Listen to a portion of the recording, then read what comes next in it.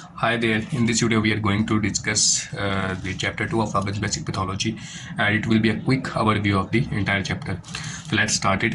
What is pathology? Pathology is basically a field of medicine which deals with the diseases and how they occur and how they proceed.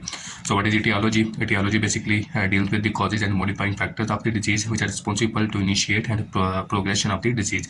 And pathogenesis describes the mechanism of the disease. So etiology is basically why a disease and pathogenesis describe how a disease occurs. So next, move on.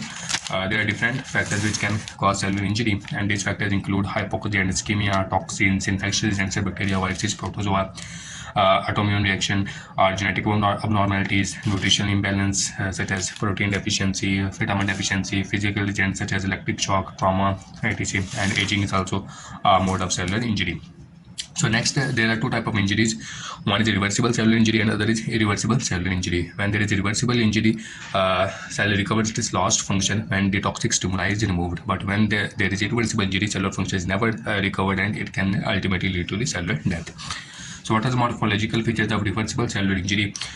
Most prominent feature of reversible cellular injury is swelling. Cell becomes swollen up due to derange sodium potassium pump due to membranous damage. When there is membrane damage, electrolyte accumulate inside the cell. When electrolyte accumulate inside the cell, water also follows them and the cell swells up.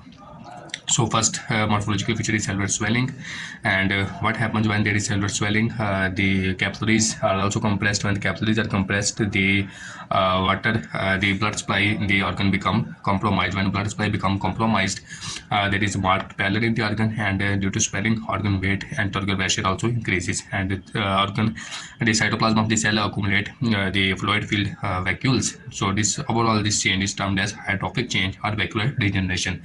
Moreover, what happens? There is fatty change in the cells which are especially involved in metabolizing the lipids. For example, hepatocytes, they accumulate fat and there is fatty change. Moreover, eosinophilia of the cell increases due to because the degenerated proteins increase inside the cell, and which these degenerated protein bind strongly to the eosin. As a result, eosinophilia of the cell also increases. Moreover, there is blebing and blunting of the membrane, and rough endoplasmic reticulum is also damaged, and there is separation of the ribosome from rough endoplasmic reticulum. Polysomes break down. Nuclear alteration occurs because there is shrinkage of the nuclear material, and myelin figure or lipid figure also become prominent inside the cytoplasm. Here is some description of the endoplasmic reticulum hypertrophy. What happens? The endoplasmic reticulum is involved in the metabolism of several drugs. So when a person continuously take up those drugs, endoplasmic reticulum becomes suppressed and undergo hypertrophy to increase the metabolism of those drugs, and it can reduce the effectivity of certain drugs. For example, if a person takes phenobarbital along with alcohol, so alcohol induces the endoplasmic reticulum hypertrophy, and when there is hypertrophy, phenobarbital metabolism increases. When its metabolism increases, person has to take more and more dose to achieve the desired results. So when there is a constant toxic stimuli or toxic exposure, there is a point of no return when cellular function cannot be recovered and ultimately leads to reversible cellular injury. The prominent feature of irreversible cellular injury are there is inability to restore mitochondrial function. As a result, ATP generation and oxidative phosphorylation is lost. There is structural and functional damage to plasma membrane and cellular membranes. As a result, membrane function is lost, and there is a loss of DNA and chromatin structural integrity. When these features become marked, cell will undergo apoptosis or necrosis. So cell death occurs basically by apoptosis and necrosis when there is ischemic injury or toxic injury or injury due to reactive oxygen species. The prominent pathway forward is necrosis. So necrosis is always pathological, while apoptosis can be pathological or physiological. So here are difference between apoptosis and necrosis. The most prominent difference is the difference of membrane damage. In necrosis, and membrane is disrupted, as a result, cellular content leak out of the cell, while in apoptosis, membrane remains intact and there is no leakage of cellular content. As a result, necrosis is followed by inflammation, while in apoptosis there is no inflammation. This is the most important difference between necrosis and apoptosis. So move on here. Here is written that the cellular function is lost much before cell undergo death.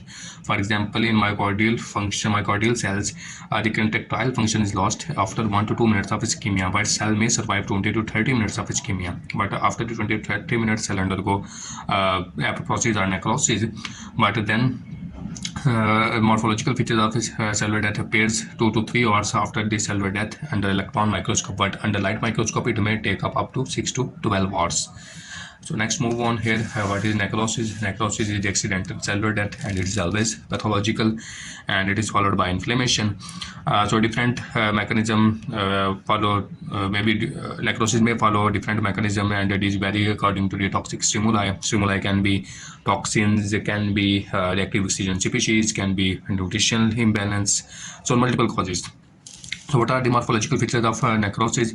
First, there are cytoplasmic changes. What are cytoplasmic changes? There is increased eosinophilia. Why there is increased eosinophilia? Because in necrosis, the proteins are denatured, and these denatured protein bind strongly to eosin. When they bind strongly to eosin, there is increased eosinophilia, and moreover, basophilic ribonucleic acid RNA is also lost, and myelin figures or fatty figures become prominent inside the cells, and all these are cytoplasmic features which appear in necrosis.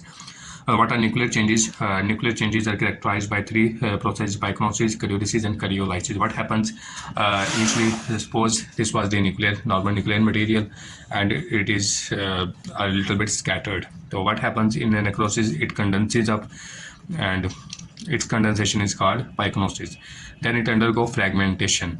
This fragmentation process is called karyolysis, and then it is dissolved by enzymes, and this dissolution is called karyolysis. So these are different mechanisms through which nucleus is written up in necrosis.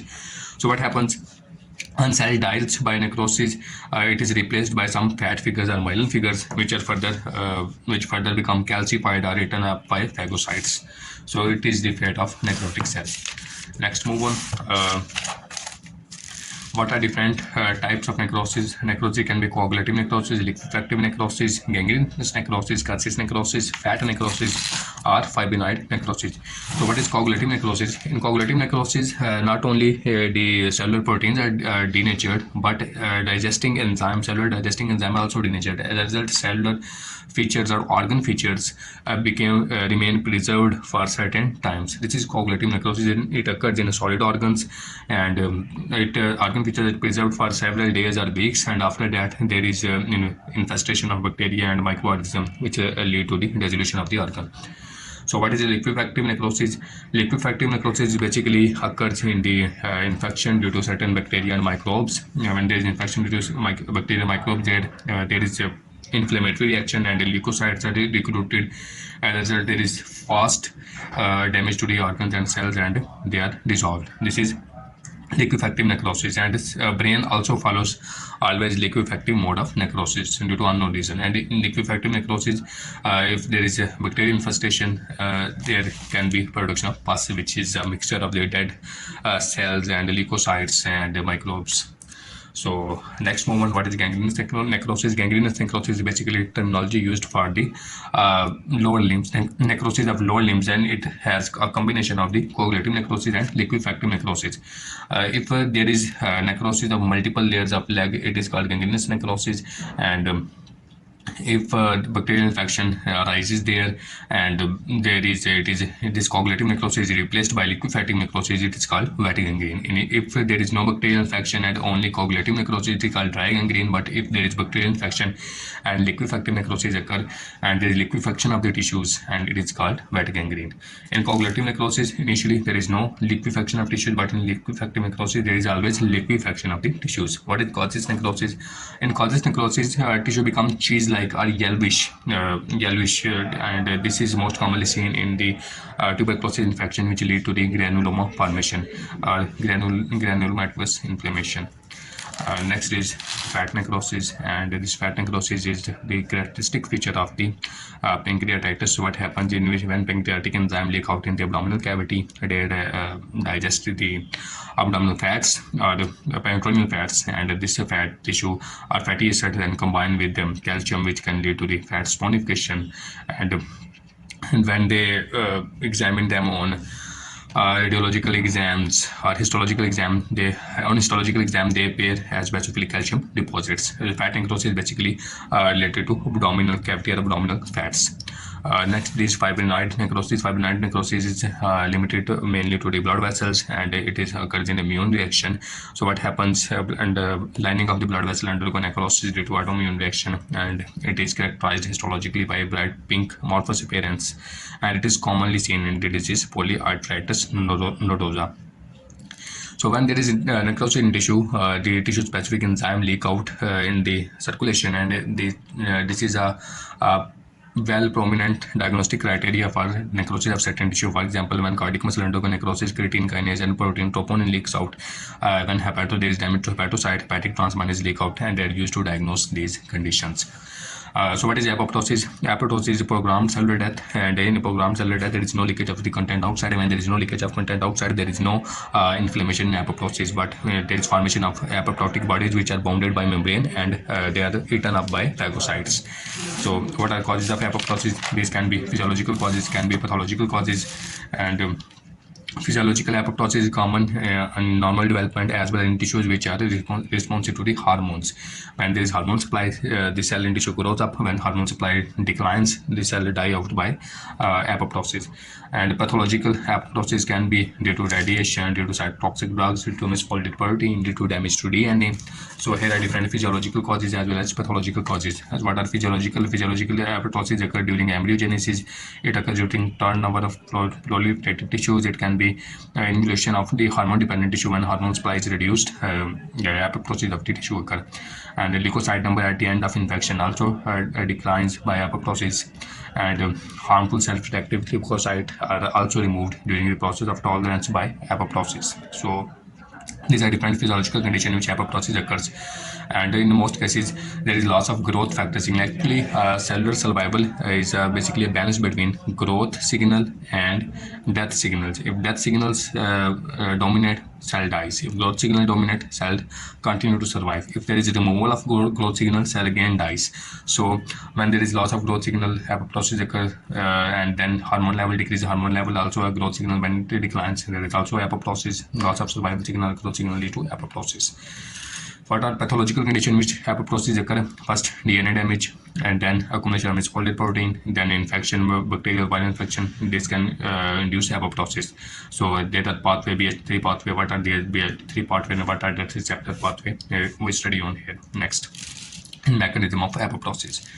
So apoptosis can be due to BH3 pathway or can be due to death receptor pathway. What is BH3 pathway? There are proteins which are BCL2 family. There are two proteins of BCL2 family which are BAC protein and BAX protein.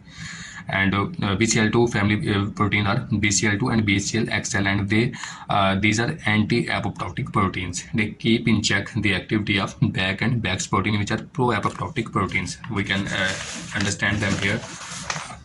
The anti-apoptotic proteins are BCL2 and BCLXL, and pro-apoptotic proteins are BAC and BAX protein. So what happens? This is normal cellular membrane. Suppose this is cellular membranes, and what happens? BCL2 and BCLXL keep these proteins in check, and this is mitochondrial membrane, supposedly. So back, this is, suppose this is a BAC protein and this is a BAC protein. Okay. So what happens? This BCL2 family, this BCL2 protein comes here, it comes here and blocks the channel forming activity of BAC protein. So BCL2 or BCLXL keep BAC and BAX in check and prevents them from forming a channel. When there are no BCL2 or BCLXL, what happens? These BAC and BAX get activated and they undergo dimerization, and when they undergo dimerization, they form a channel. When they form a channel in membrane, what happens? Cytochrome C leaks out into the cytoplasm. When it leaks out into the cytoplasm, it activates caspases, which are the pro-apoptotic enzymes which lead to digestion of cellular contents. So what happens? This BAC and BAX basically they basically form channels when they dimerize, and BCL2 and BCLXL prevent their dimerization. When activity of these BCL2 and BCLXL declines, dimerization of the back and back increases, and when their dimerization increases, cell undergo apoptosis due to leakage of cytochrome C. So it is all written here. These are BCL2, BCLXL, which regulate the activity of back and backs. And when there is cellular damage, this cellular damage is sensed by BH3 proteins. These are also sensors. When there is then there is a signal of loss of growth factor or DNA damage or protein misfolding. BH3 sensor get activated. When there is damage due to when there is signal of cellular damage by protein misfolding, radiation damage, or growth factor withdrawal, BH3 sensor get activated. When they get activated, they don't regulate the activity of back and they don't regulate the activity of BCL2 family, BCL2 and XL. When they get down regulated, back and back get activated, then cytochrome C leaks out. When it leaks out, it activates cospaces. When cospaces get activated, they further lead to the activation of endonucleases and enzyme digesting the cytoplasm, cytoskeleton, as well as cell undergoes apoptosis. All this is written in this text. And the other pathway is death receptor pathway, and death receptor pathways basically follows TNF receptor family, and there are two proteins here, which are Fas protein and Fas ligand protein. So a cell expresses Fas protein or Fas receptor, and other cell expresses Fas ligand. And these two cells having Fas receptor and Fas ligand come into connect. They connect to each other, and there is activation of adapter protein inside the cytoplasm. You can see here, this is a Fas receptor or TNF receptor. When the receptor interacts with its ligand, adapter protein inside the cell get activated. When they get activated, there is again caspase activation, and caspase activation, endonucleases get activated, and the cytoskeleton digesting enzyme get activated, and there is formation of apoptotic bodies, which are further phagocytate away. As a result, there is cellular death or clearing away of the damaged cell. So one key difference here is in mitochondrial pathway, caspase 9 activated, and in death receptor pathway, caspase 8 is activated. So this mitochondrial pathway is also called intrinsic pathway, and death receptor pathway is called extrinsic pathway of cellular death. So apoptotic bodies are formed. These apoptotic bodies release several arrhythmia signal. One of the most prominent arrhythmia signal is phosphatidylserine. Normally, phosphatidylserine is present in inner leaflet of the cellular membranes. These apoptotic bodies represent them in the outer leaflet. When they are in outer leaflet, they are recognized by macrophages, and when macrophages recognize them, they eat them away. So it was all about the different mechanism of apoptosis. So next we move on to what other pathway of cellular death. One other pathway is necroptosis, and other is pyroptosis. What happens in necroptosis? Necroptosis is a mixed feature of apoptosis and necrosis. So it involves special TNF receptor, which are receptor interacting protein kinases, and they activate some series of events which is led in resolution of cell, but like necrosis. But there are also some features of the apoptosis in this pathway. So this is called necroptosis, and some infections cause cellular death by this pathway, although its clear-cut role in human pathology is not clear. Other is pyroptosis. What happens is pyroptosis. Basically pyresis stands for fever. So it is a combination of the fever, inflammation, and apoptosis. So this pathway has some feature of apoptosis as well as inflammation as well as fever. So it is called pyroptosis. In this pathway, inflammation is a damage sensing complex pattern in the cytoplasm, which get activated and it releases interferons and cytokines, which cause fever. So it is the coexistence of the apoptosis, inflammation, and fever. So it is called pyroptosis. So its clear-cut role in pathology is also unclear. Another mechanism is autophagy. What happens in autophagy? When cells deprived of the nutrients, it start digesting its own contents. So when it start digesting its own contents, this phenomenon is called autophagy. But if nutritional supply is not restored, autophagy can ultimately lead to the cellular death. So what's happening here? These are cytoplasmic organelles. In autophagy, cell forms a autophagic vacuole, and this autophagic vacuole combines with lysosome and forms autophagolysosome, which is then lysosome releases enzyme and digests the content, and whatever nutrients are obtained are used for energy or cellular functionality. Next is mechanism of cell injury and cell death.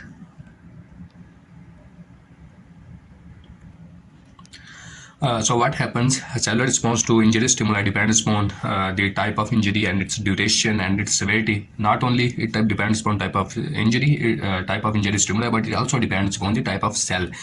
For example, skeletal muscle can withstand hypoxia or ischemia better than cardiac muscles. So status of cell adaptability, genetic makeup also determines how much damage can occur due to certain toxic stimuli. For example, glycogen replete are the cells having glycogen storage survive ischemia or nutrition imbalance better as compared to the cells who don't have any glycogen storage, and so on. And the cellular injury result from the derangement of functional and biochemical pathway inside the cell. So next, move on. There are different factors which contribute to cellular injury, and we are going to discuss how they cause cellular injury. First is hypoxia and ischemia. When there is hypoxia, ischemia, what happens due to both of these factors, especially hypoxia? What happens in hypoxia? Hypoxia oxidative phosphorylation is deranged, and there is no production of ATP. When there is no production of ATP, a number of cellular pathway get deranged, and when there is ischemia, there is also nutrient imbalance, and it also damages the membrane, and similar changes occur. So how cell tries to cope with hypoxia or ischemia? It basically increases the transcription of proteins which are coded by hypoxia-inducible factor 1 family.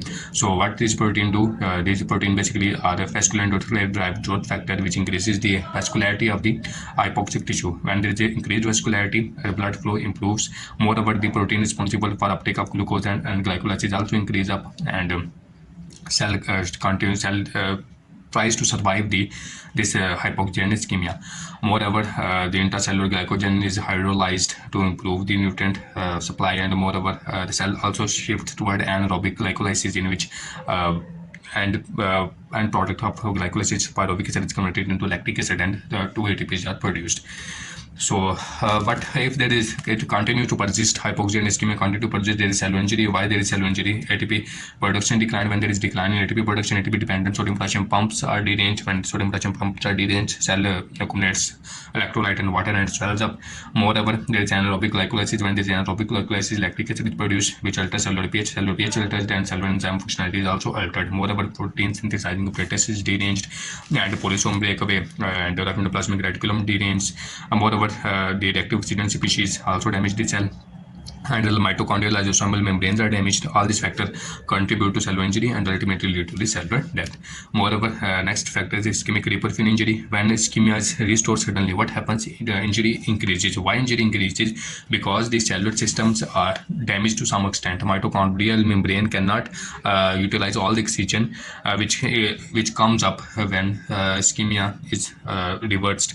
So this increased oxygen supply can lead to the production of more and more reactive oxygen species, and these reactive oxygen species cause more and more cellular damage. Moreover, the antioxidant defense mechanism of cell are also deranged, and they cannot cope with this increased reactive oxygen radical load. Moreover, when blood supply is restored after ischemia, leukocytes are recruited, and these leukocytes also increase the cellular damage. So overall, when ischemia is restored suddenly, ischemic reperfusion injury occurs, or damage become more. Next topic is oxidative stress. Oxidative stress basically refers to the cellular abnormalities or cellular damage which occur due to reactive oxygen species or free radicals. So what are free radicals? Free radicals basically have unpaired electron, and they are highly reactive, and they damage the cellular membrane, protein, and nucleic acids. So normally, reactive oxygen species are not produced in cell under redox reaction in small amounts because the redox reaction will occur in oxidative phosphorylation never perfect and lead to the production of superoxide. This superoxide is converted into hydrogen peroxide by enzyme superoxide dismutase, which enzyme present inside the cell, and this hydrogen peroxide is converted into the hydroxyl ions, OH ions, which are highly reactive, and they can cause cellular damage. Moreover, this is the physiological production of the reactive oxygen species. They are also produced by phagocytes, and phagocytes, when they try to kill microbes, their membrane also have a mechanism to produce reactive oxygen species. And which reactive oxygen species are produced? They produce H2O2. First, this H2O2 is converted then to hypochlorite. Hypochlorite is highly reactive, and it kills microbes. Next, they also produce nitric oxide. This nitric oxide combines with the superoxide and forms peroxynitrate, which is also used by this phagocyte to kill microbes, but it also damages the cellular membranes. So this is physiological production of the free radicals. Free radicals are produced during process of oxidative phosphorylation. They are produced by phagocyte and leukocyte to kill the microbes, and they also cause cellular injury. They also damage the cell, normal cells. And the production of free radical increases when there are the injury due to ionizing radiation. There is injury due to certain enzymes, or there is increased exposure to X-rays, certain drugs, etc. So this increased cellular production of the free radicals damage the cellular membranes, causes lipid production, peroxidation, damage the protein, causes DNA damage, and all this kind of cellular damage can ultimately lead to the cell death by the necrosis. So how cell tries to tackle these free radicals? Cell basically have enzyme superoxide dismutase, which converts H2O into H2O. Cells have glutathione. This reduced glutathione reacts with free radicals or H2O2 and converts it into water and get oxidized. Then its oxidized glutathione is again converted to reduced glutathione. And by glutathione reductase enzyme, cell have catalase. This catalase also detoxifies H2O2 and converts into water. Moreover, cells also have nutritional antioxidants, which include vitamin E, vitamin A, vitamin C, beta carotene, etc., which also have antioxidant properties. So next, cell injury can occur by toxins, and this toxin can be direct acting toxin or latent toxin. What are direct acting toxin? They don't require any activation, and they directly inhibit some cellular pathway and cause cellular injury. And these are the mercury chloride poisoning and chemotherapeutic drugs. And latent toxin are those which are metabolized by cell and converted into some toxic chemicals. And here is an example of latent toxin, which is CCl4. CCl4 is metabolized by cell and converted into the free radicals. These free radicals damage the hepatocytes, and when they damage the hepatocyte, there is swelling of smooth plasmic reticulum, and there is decrease synthesis of apolipoprotein in hepatocyte. When apolipoprotein synthesis decreases, TAG accumulate inside the liver, and there is fatty liver change, which is called fatty liver of CCl4 poisoning. Then mitochondrial injury occurs, there is injury to cellular membranes, and ultimately leads to the cellular death. So this is poisoning by CCl4, which was used in bleaching industry and dry cleaning industry, but no, it is used carefully. Next topic is endoplasmic reticulum stress. What is endoplasmic reticulum stress? We can understand it here from diagram. Endoplasmic reticulum stress is basically response of endoplasmic reticulum to misfolded proteins. When misfolded protein accumulate inside endoplasmic reticulum, they bind to the receptor and activate a signaling pathway. This signaling pathway, what it does, it increases the production of chaperones. Chaperones are basically involved in cell folding of proteins. So chaperone production increases, that try to in an attempt to correct the protein folding. Moreover, protein synthesis decreases and degradation of misfolded protein increases. So this is called adaptive unfolded protein response. When there is unfolded protein and misfolded protein, they bind to receptor in the plasmic reticulum membrane, and there is increased synthesis of chaperones and decreased synthesis of protein and increased protein degradation. As a result, misfolded protein inside the cell decreases. This is called adaptive unfolded protein response. However, if there is severe ER stress or severe accumulation of unfolded protein, what happens? There is signaling which leads to the activation of BH3 receptor or cellular receptor which sends cellular damage. As a result, there is activation of gas species and there is cellular death. This is called terminal unfolded protein response. So it is called endoplasmic reticulum stress. Next, there are certain diseases which can happen due to misfolded protein. These are cystic fibrosis, familial hypercholesterolemia, Tay-Sachs disease, retinitis pigmentosa, Creutzfeldt-Jakob disease, Alzheimer's disease, and anti-alpha-1 antitrypsin deficiency. In some cases, there is a loss of protein. In some cases, there is loss of functioning cells, and in some cases, there is loss of both. Next, DNA damage is also contributed to cellular injury, and there are certain genes in the genome, one of which is guardian of genome and a governor of cell cycle, when is that RB or the retinoblastoma, and other is P53. They basically prevent the damaged cell to continue cellular division. So when they sense cellular damage, for example P53, when it senses cellular damage, it arrests the cell cycle and ultimately it upregulates the DNA repairing enzyme. However, if the genetic makeup cannot be repaired, it activates the apoptotic pathway, lead to cellular death. Next, inflammation also cause cellular injury. Next, what are common events in cellular injury? There is mitochondrial dysfunction, dysfunction of prostatic phosphorylation, reduced ATP production, and reduced ability of mitochondria to tackle the reactive oxygen species. All this, and there is leakage of cytochrome C, which ultimately leads to the cellular death by caspase activation. So mitochondrial dysfunction is key feature of cellular injury.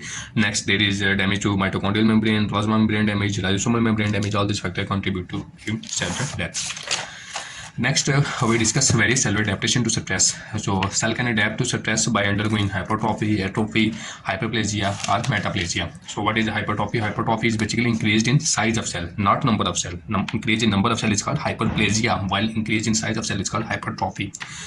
So hypertrophy can be physiological or pathological. For example, during pregnancy, uterus is enlarged, and this enlargement of uterus occurs by hypertrophy as well as hyperplasia, and it is physiological. Pathological hypertrophy, and moreover, when there is increased workload in skeletal muscle, also hypertrophy, which is also physiological hypertrophy.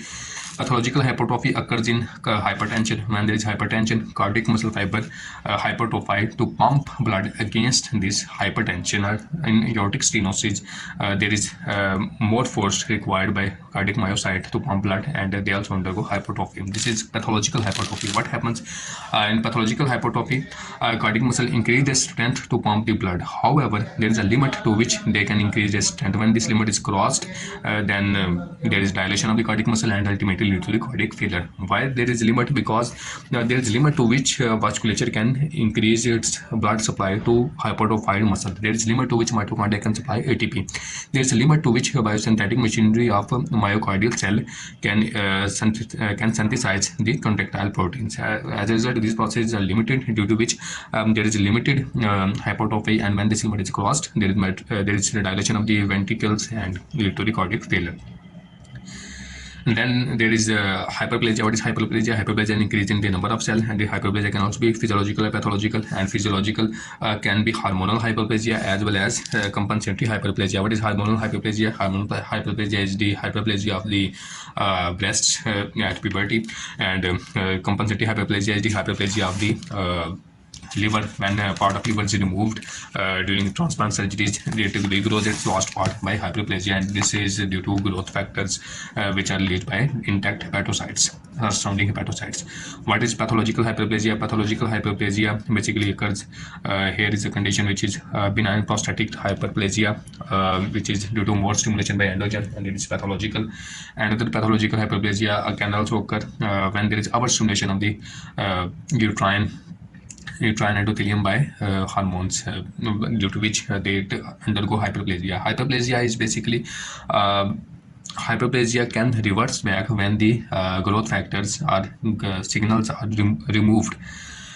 Okay, but it is fertile soil for cancer to develop. The difference between hyperplasia and cancer basically is that in cancer, growth signals continue indefinitely and cells continue to divide. But in hyperplasia, as long as growth factors are available, cells continue to divide. When growth factors are removed, cells regress. Then our next topic of study is atrophy. So what is atrophy? Atrophy is the shrinkage of cell due to loss of cellular mass. So what happens when the functional load on the cell is decreased due to loss of nerve supply, or due to immobilization, or decreased blood supply, or loss of endocrine stimulation, or aging, cellular mass is decreased, and cell and organ undergo atrophy. So what happens in atrophy? Atrophy, protein synthesis of the particular tissue decreases, and degradation of protein by proteasome pathway increases, and moreover, there is also autophagy, and all this process reduce the size of tissue. The next adaptation here is metaplasia. So what is metaplasia? Metaplasia is the change in which one adult cell type converts into another adult cell type. For example, normal respiratory epithelium is ciliated columnar epithelium. What happens when there is chronic smoking? Ciliated columnar epithelium of the trachea is replaced by stratified squamous epithelial cell. It is because stratified squamous epithelial cell can withstand the toxic chemical of cigarette smoke better than columnar epithelium. However, stratified squamous epithelial cell don't have cilia and don't have mucus clearance mechanism. As a result, these protective mechanism of the respiratory passageway are lost. Next example of metaplasia is chronic gastric reflux. What happens? The stratified squamous epithelium of the lower esophagus is replaced by intestinal type columnar epithelium. So it is again a type of an example of metaplasia. And metaplasia can also occur in mesenchymal cell, and when there is metaplasia in mesenchymal cell, they can construct tissue or normal tissue at an abnormal place. For example, a bone may form in the normal soft tissues. So metaplastic changes in epithelium is also a fertile soil for malignant transformation or cancer cells to develop. Our next topic is intercellular accumulation, and there are various nature or various type of intercellular accumulation that may occur in the cell. For example, cell may undergo fatty change and accumulate fats. For this is common in the cell which are metabolizing the fats and lipids, for example, liver. And there can be accumulation of cholesterol and cholesterol esters. For example, cholesterol accumulation occurs in the macrophages in atherosclerosis, and they can transform into foam cells which block the blood vessels. There can be accumulation of proteins. Protein accumulation is commonly seen in the disease. For example, in the kidney diseases, what happens, small amount of protein leaks out into the tubular lumen, which is reabsorbed by proximal convoluted pinocytosis. As a result, small amount of protein is visible in proximal tubular cell. In nephrotic syndrome, this protein leakage is increased and protein reabsorption is also increased. As a result, these cells are loaded with the protein due to pinocytosis. Glycogen can also accumulate inside the cell, and it is common in glycogen storage disease. And different type of pigments can also accumulate inside the cell. What are these prominent pigments? Lipofuscin, melanin, and hemosiderin. What is lipofuscin? It is a wear and tear pigment. It accumulates inside the cell with aging. So basically, it is an aging pigment, and the accumulation of lipofuscin inside the cell is also called bone atrophy. It is due to it appears due to oxidation of the polyunsaturated fatty acid or lipids by reactive oxygen species. Moreover, melanin is produced by melanocyte inside the skin, and it can also accumulate inside the cell. And when it accumulates inside the cell in excessive amount, it can lead to the production of moles. And hemosiderin is the storage pigment of the iron, and it is golden yellow to brown in color. And it is common in condition called hemosiderosis, in which there is increased iron load inside the body. So what is pathological calcification? It is the accumulation of calcium in different tissues. It can be dystrophic calcification, can be metastatic calcification. What happens in dystrophic calcification? Calcium accumulates inside the necrotic tissue, and it binds with the cellular membrane and accumulates in the extracellular matrix. Can also accumulate. It can also accumulate inside the organelles. And in dystrophic calcification, the blood level of calcium can be normal. However, in metastatic calcification, blood levels of calcium are increased, and when there is increased level of blood calcium, calcium accumulates into the multiple tissues of the body, and blood calcium level can be increased due to hyperparathyroidism, or the vitamin D intoxication, vitamin D related disorder, kidney disorder, or destruction of bone due to cancer or Paget disease, etc. One of the example of dystrophic calcification is the causes necrosis of the tuberculosis. In tuberculosis granulomas are formed in which there is a necrosis of the tissues, and this necrotic tissue is calcified, and even the lymph nodes in tuberculosis can also be calcified, giving the appearance of radiopaque stone. Next, we move on here, cellular aging. So what is aging? We age because our cell age, and cellular aging is the process in which there is no production of the young cells, and the old cell, the functionality of old cell decreases with passage of time. And why cellular production of young cell decreases? It is because with the age of many years, there is accumulation of the mutation inside the genetic material DNA, and when there is accumulation of DNA, the guardian of genome and the genes which are involved in regulating cell cycle get activated, and they stop the cellular cycle. As a result, the production of new cells decreases. Accumulation of mutation in DNA. There is also production of misfolded proteins, because there is mutation, and when it is mutation, it manifests itself in the form of abnormal proteins. So abnormal proteins or misfolded proteins are formed. They also accumulate at the cell. As a result, protein homeostasis is also disturbed. Moreover, there is a specific substance which is called telomere. What is telomere? Telomere is basically present at the ends of chromosome, and it prevents these ends of chromosome to be recognized by DNA repair mechanisms as breakage in the DNA. So with these telomeres are basically involved in maintaining the cellular cycle. So when there is successive cellular division, these telomeres decrease in size. When they decrease in size, what happens? The ends of Some are recognized by DNA repair mechanism as broken edges of DNA. When they are recognized as broken edges of DNA, this DNA repair mechanism stop the cellular cycle. So these are the different reasons due to which there is aging process. So how aging can be slowed down? Aging can be slowed down by calorie restriction. When there is calorie restriction, there is reduced cellular growth and reduced cellular division. When there is reduced cellular division, there is less accumulation of the mutation, and when there is less accumulation of mutation, cell survive better.